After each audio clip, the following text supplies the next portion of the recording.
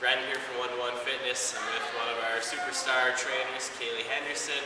We're going to talk a little bit about diabetes, to do with the nutritional side of things, exercise side of things. Obviously, this is a little bit more of a special case for Kaley herself because she actually has to live it day in, day out. You kind of want to talk about just how that came about, what kind of your own personal experience in that aspect. Yeah, so 5 years ago when I was 21, I was diagnosed with type 1 diabetes. So that's basically an autoimmune disease where your body attacks the pancreatic cells that secrete insulin. So then you're on insulin constantly. So diet and exercise play a huge part in that so that it makes it easier to control. Absolutely. So what would be the biggest nutritional tips that you would give someone that maybe just started off with this or just found out that they Well, sugar's bad. Simple sugars are bad, I should say. So complex carbohydrates, eating often, so about every 2 to 3 hours is huge. It's just way easier to control. You know, you can go 4 hours and not eat anything and then you just gorge out, and so you're low, and then gorging out and you have a high sugar. So you're just constantly having to catch up rather than just get yourself into a nice even level. So yeah, eating really like fruits and vegetables. Vegetables is something that's going to level out your blood sugar. So again, you're not having to scramble all the time. High protein. Protein should be eaten with carbohydrates. That food pairing is huge so that they can kind of go through your body together and do what they need to do. Obviously, when we teach nutrition, a lot of these, macronutrient combinations, even for just regular people when it comes to weight loss or performance, whatever it is huge. But you don't get the huge, we don't get the same spikes and valleys that you would. Exactly. Obviously, our negatives may be gaining a little bit of body weight, having some hormonal responses, Yeah. but what kind of, what happens when you do get that extreme spike of sugar or that drop afterwards? Well, the extreme spike is like a silent killer, they call it. So you can have high blood sugar and not even know. So you test your blood sugar, you see, I'm out of my levels, which is you want to be at 4 to 8. So you look and you say, I'm a 13, and you had no idea. There's not a lot of signs and symptoms of it, but it's really, really bad for you. Your blood is like sludge. There's so much sugar in it that it's really, really slow moving through the veins and the arteries. So it's not getting to your vital organs, not getting to your brain, but you have no idea. So on the opposite side of things, a low, again, which you can get without monitoring your nutrition and your blood, that's an instantaneous. So people think, well, I need to stay away from a low, and so they go into a high. So it's honestly finding that balance. A low is you go into a diabetic coma, you feel really shaky, you just don't feel right. So that's something you see, you feel, and you want to avoid. Whereas the high, well, I don't know that it's high, I feel okay. If it's really high and it's a prolonged high, thirst, and then because you're so thirsty, frequent urination. But other than that, you really don't have, you're not feeling shaky, you don't feel out of sorts, you don't even really know that it's happening. So. Because typically, people are more worried about being hypoglycemic, being That's very right. low on their sugar, so they kind of overcompensate more times than not and actually take too That's much. right.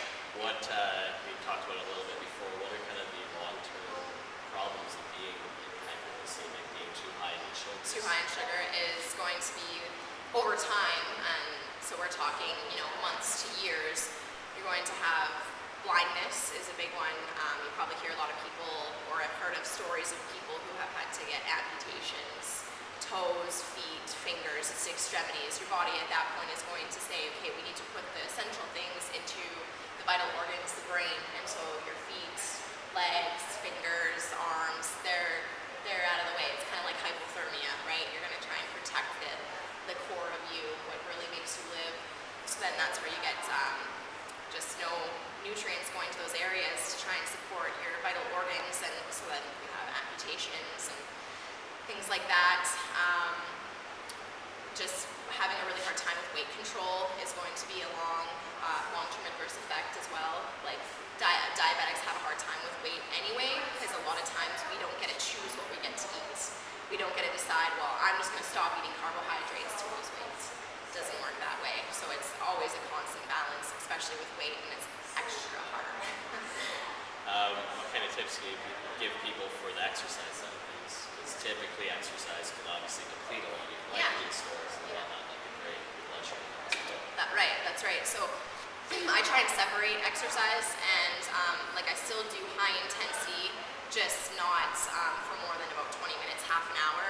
And if I'm going to be doing high intensity, then I want to split and do my weights probably later on in the day. So doing the split workouts, which isn't ideal for a lot of people in this day and age, but it's as far as getting results with your sugars and avoiding those lows and then avoiding those highs, splitting it, it just keeps it nice and level and is a way to, you can control it a lot easier.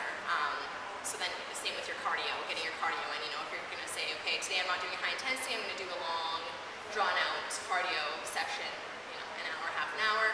You'd want to do that, say in the morning, afternoon, and then you do your weights again, opposite of that, morning or afternoon. Would you say exercise is even more important for someone that is diabetic than even just a everyday person? Yeah, I think it's definitely, I mean, everybody needs to exercise, but you're going to find a huge difference as a diabetic if you exercise. I mean, you can control your blood sugars adversely by exercise. So with being a type 1 diabetic, you do have to take a needle, so a long-term insulin response every day, but your fast-acting, the ones that you take at your meals, if you know that you're going to be working out, 20 minutes, even 10 minutes after you eat, you don't have to take as much insulin. And that's huge when it comes to the bank, right? Being a diabetic is not cheap, so get good benefits. That helps. Absolutely. So obviously with something like this, I mean, make sure you see a professional, dietitians, making sure obviously exercise and different things like that are being incorporated into your day-to-day life. Obviously we have our resident expert in this. She has to obviously live it day in, day out, but also can, give you a lot of different wisdom in, the things that she's found over the years that work better, things that haven't worked, and whatnot. So if you have, a family member, yourself, some of this info really resonates with, make sure you're seeing a professional, whether it's coming to see us, who we can help with the exercise, some of the nutritional side of things. Make sure you see, obviously, a registered dietitian to make sure, for your specific case, you are getting enough insulin, you are getting enough of the carbohydrates, different things like that to make sure everything is balancing out. Obviously, you guys can get in touch with us through our website, www.personaltrainingreddeer.com. There is a consultation link that if we want to talk a little bit more about this and how this would ultimately help you down the road, or you can obviously phone us at 403-341-4041. Thanks, Kaley. Thanks, guys.